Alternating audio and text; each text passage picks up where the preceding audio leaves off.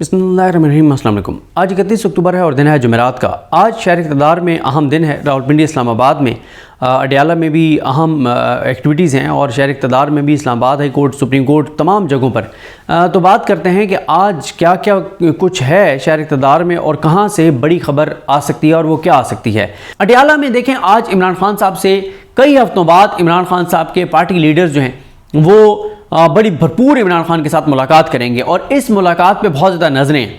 अच्छा, इस मुलाकात पे एक तो नज़रें इसलिए हैं कि तहरीक इंसाफ के कुछ रहनुमा जो हैं वो ये चाहते हैं कि जो सियासी एक कमेटी है तहरीक इंसाफ की, उसकी तश्कील नौ हो, उसको दोबारा जो है उसको तश्कील दी जाए और दिया जाए। और उसकी वजह यह है कि वो ये समझते हैं कि कुछ हॉक्स जो हैं जो बहुत एग्रेसिव बात करने वाले इदारों के हवाले से, इस्टेब्लिशमेंट के हवाले से, उनको जो है वो साइडलाइन करके और ऐसे लोग जो मुफाहमत की बात करते हैं उनको जो है वो इस कमेटी के अंदर जो है वो रखा जाए और थोड़ा सा चीज़ों को थोड़ा सा कूल डाउन करने की कोशिश की जाए। तो ये एक कुछ रहनुमाओं का ख्याल है और आज इमरान खान साहब के सामने ये चीज़ रखी जा सकती है।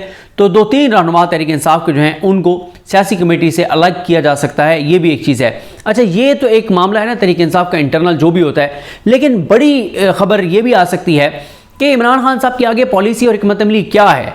क्या वो दोबारा किसी एजिटेशन की तरफ जा रहे हैं या वो ये समझते हैं कि क्योंकि काजी फाइज इस दफ़ा हो गया है और इस वक्त हमारे जो हुकूमत और इस निज़ाम के ऊपर बाहर से दबाव भी बहुत पड़ गया है, चाहे वो यूके हो, यूएस हो और यूके पार्लियामेंटेरियंस हों, यूएस से आप देख रहे हैं कि किस तरह की चीज़ें आ रही हैं, तो ऑलरेडी उन पर दबाव बढ़ गया है और काजी फाइज नहीं रहा, याहिया अफरीदी साहब आ गए हैं। तो थोड़ा सा अदालतों के ज़रिए कोई बड़ा रिलीफ हासिल करने की कोशिश की जाए, कोई बड़ा फैसला हासिल करने की कोशिश की जाए अदालतों के ज़रिए। और ये फैसला अब आज इस हवाले से कोई बड़ी खबर आ सकती है क्योंकि दोनों चीज़ें हैं तहरीक इंसाफ के पास। एक ये है कि अदालतों से और चीज़ों को थोड़ा सा, यानी सड़कों से थोड़ा सा चीज़ों को पीछे हटा के, टेम्परेचर को थोड़ा सा नीचे ला के अदालतों के ज़रिए चीज़ों को आगे बढ़ाया जाए और कोई बड़ा फैसला लिया जाए। एक ये हो राय हो सकती है। दूसरी ये हो सकती है कि ये भी हो सकता है कि तहरीक इंसाफ ये प्लान कर रही हो कि एक ऐसे ही हुकूमत और निज़ाम जो बाहर का प्रेशर बहुत ज़्यादा जिन पे आ रहा है, काजी भी नहीं रहा, तो ये बेस्ट टाइम है इस हुकूमत पर अटैक करने का, इसको टफ टाइम देने का। तो ये भी एक चीज़ हो सकती है और कोई बड़ा एहतजाज का ऐलान भी इमरान खान साहब की जानिब से हो सकता है। तो इसलिए ये अडियाला वाली मुलाकात बहुत ज़्यादा अहम है। और आप देखें कि हुकूमत की कांपें टांग रही है, हुकूमत परेशान है। वज़ीर दिफा कह रहा है कि कोई डील शील का चक्कर है। अच्छा, वो इसलिए कह रहे हैं, जो मेरी असेसमेंट है कि क्योंकि ख्वाजा आसिफ वगैरह को पता है कि अब जो कुछ हम कर सकते थे करके देख लिया है, अब काजी रहा नहीं है, वो घटिया, मकरूह, नीच, खलीज किरदार रहा नहीं है, गुंडा बदमाश रहा नहीं है। अब अदलिया से वो चीज़ें नहीं होंगी जो पहले हो रही थी। हाई कोर्ट इंडिपेंडेंटली बिहेव करेंगी, अबुल असनात, मोहम्मद जुल्करनैन जैसे जजेस के गिर्द घेरा तंग होगा। तो वो चीज़ें तो हो नहीं सकती और इमरान खान के हक में इंसाफ पे मबनी फैसले तो आने ही आने हैं। तो पहले ये नैरेटिव चला दो कि कोई डील शील हो रही है, ये एक इनका एक हो सकता है। लेकिन जिस तरह से मैंने आपको अर्ज़ किया कि आज इमरान खान साहब वाली मुलाकात बहुत ज़्यादा अहम है। फिर तीसरी जो चीज़ है वो सुप्रीम कोर्ट में बहुत अहम है। देखिए, सुप्रीम कोर्ट में कल जो खबर आई ना, वो बहुत ज़बरदस्त खबर थी कि कल याहिया अफरीदी साहब ने जस्टिस सैयद मंसूर अली शाह साहब को एडीआर कमेटी का जो है वो उन्होंने उनका चेयरमैन मुकर्रर किया। और इसमें मैं आपको बताऊं इसमें कि इस कमेटी में कौन कौन है, बड़े ज़बरदस्त इसमें नाम हैं।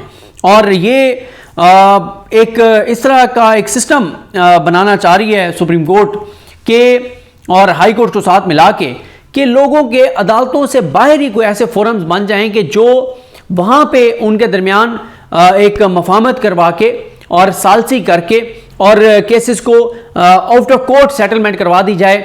और उससे यह है कि अदालतों पर केसेस का बोझ कम हो जाएगा और ये बहुत ज़बरदस्त एक प्रोग्राम है एडीआर का। अच्छा, अब इसमें जो कमेटी बनाई है याहिया अफरीदी साहब ने, इसमें मंसूर अली शाह साहब इसके चेयरमैन हैं, उनके साथ आयशा मलिक साहबा हैं और उनके साथ जस्टिस शाहिद वहीद हैं, तीसरे जज। ये बहुत इंपॉर्टेंट है कि देखें ना कि ये लॉ एंड जस्टिस कमीशन की जो सेक्रेटरी हैं रिफत इनाम भट्ट साहिबा, या रिफत नाम, सॉरी ये तो मेल भी हो सकते हैं, रिफत फीमेल भी नाम होता है, मेल भी होता है, बहरहाल जो भी हैं। अच्छा, और इन्होंने जो नोटिफिकेशन किया चीफ जस्टिस के हुक्म पर, ये इसलिए इंपॉर्टेंट है कि काजी फाइज ईसा साहब ने इनको मसूली शाह साहब को हटा दिया था इस कमेटी से। अब दोबारा ना सिर्फ मसूली शाह साहब आ गए हैं, बल्कि इनके साथ आयशा मलिक साहिबा और शाहिद वहीद साहब हैं। और ये भी ध्यान में रखिए कि आयशा मलिक साहिबा और शाहिद वहीद साहब को काजी फाइज ईसा ने अपने दौर में, अपने 13 माह में कोई 26 अहम तरीन केसेस सुने हैं, उनमें से किसी एक में भी इनको जो है वो नहीं बिठाया गया, सिवाय उन दो के, जो एक प्रैक्टिस एंड प्रोसीजर वाला फुल कोर्ट और एक फुल कोर्ट मखसूस नशिस्तों वाला, वो तो फुल कोर्ट थे। फुल कोर्ट के अलावा इनको अहम केसेस में काजी फाइज ईसा ने नहीं बिठाया था। अब इसमें और कौन कौन है, ये जो हैं जाहिर है ये जिनको इंफॉर्मेशन के लिए कॉपी भेजी गई है, तो इसका मतलब यह है कि इस कमेटी में ये लोग भी हैं और इनका इनपुट भी है।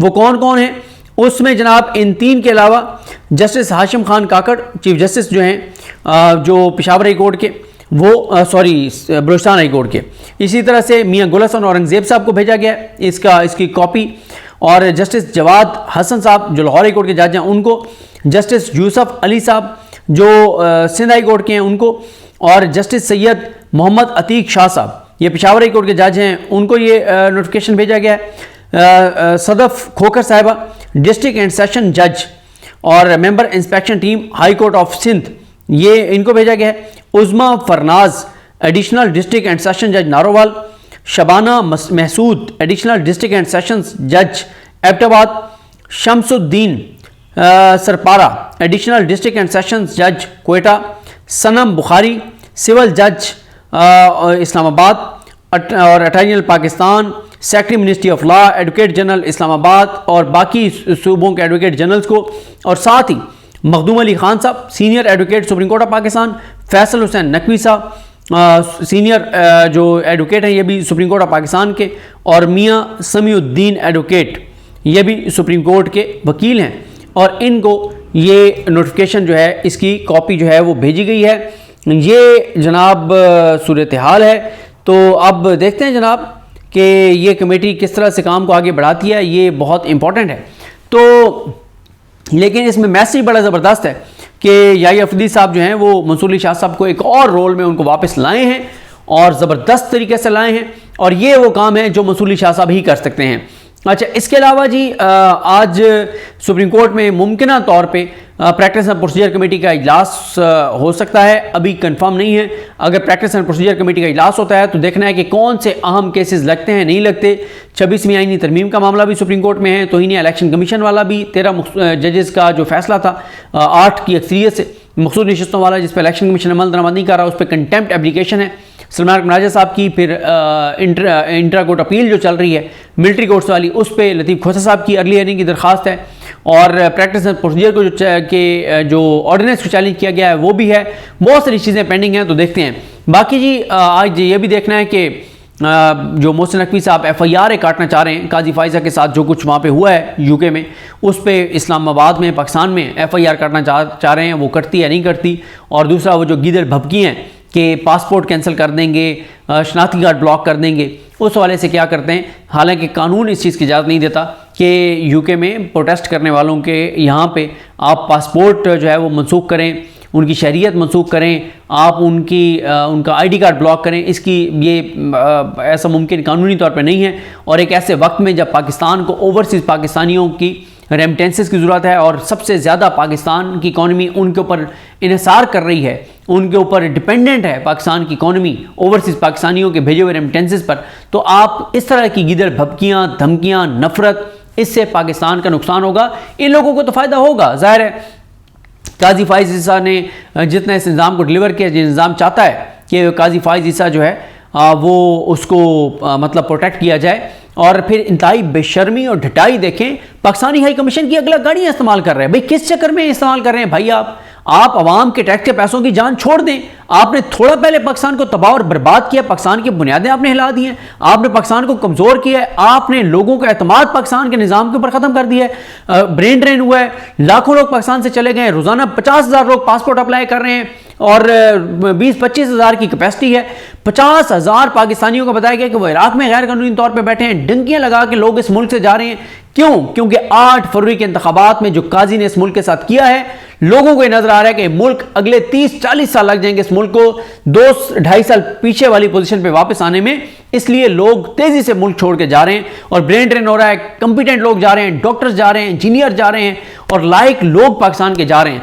तो ये इस वक्त जनाब है सूरत हाल। तो देखते हैं जी आज बड़ी खबर कहां से आती है, इस्लामाबाद हाई कोर्ट से, सुप्रीम कोर्ट से, और यह भी हो सकता है कि सुप्रीम कोर्ट में आज प्रैक्टिस एंड प्रोसीजर कमेटी का इजलास शायद ना हो और इंतजार किया जाए कि मसूल शाह साहब आ जाए तो फिर इजलास किया जाए। वैसे वो वीडियो लिंक पे भी शरीक हो सकते हैं और यह भी हो सकता है कि इजलास तो हो लेकिन कोई बड़ा और कोई अहम केस जो है वो ना लगाया जाए। लेकिन सुप्रीम कोर्ट को देखना होगा, अगर सुप्रीम कोर्ट इसी तरह से मतलब अभी गो के याहिया अफरीदी साहब ने बहुत बड़े बड़े इकदाम किए हैं, लेकिन मैं इसलिए कह रहा हूं कि कुछ ऐसा करना पड़ेगा हुकूमत के हवाले से, क्योंकि आप देख रहे हैं कि हुकूमत कह रही है कि कल वो जजेस की तादाद 17 से 23 कर देंगे। कल कौमी असम्बली से बिल जो है वो पास हो जाएगा और वो 6 जज और लाना चाह रहे हैं याहिया अफरीदी साहब को कमज़ोर करने के लिए। इसके अलावा जुडिशल कमीशन के लिए हुकूमत में एक तनाज़ा खड़ा हो गया है।